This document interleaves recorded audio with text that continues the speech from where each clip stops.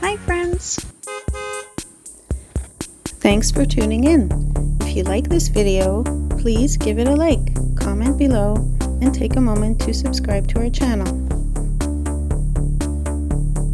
Welcome to the picturesque town of Fernie, British Columbia, a hidden gem nestled in the heart of the Canadian Rockies. Known for its stunning natural beauty and vibrant community, Fernie offers a unique blend of outdoor adventure and small-town charm. The town's history dates back to the late 1800s when it was founded as a mining town. Fernie was named after William Fernie, a prospector who played a key role in the development of the coal industry in the area. Fernie is located in the southeastern part of British Columbia, near the Alberta border. It is surrounded by the majestic peaks of the Lizard Range and the rugged wilderness of the Rocky Mountains, making it a haven for outdoor enthusiasts.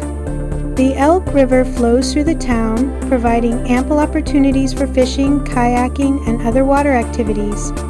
Whether you're here to experience the great outdoors, immerse yourself in the local culture, or simply relax and enjoy the mountain air, Fernie offers a memorable experience that will leave you longing to return.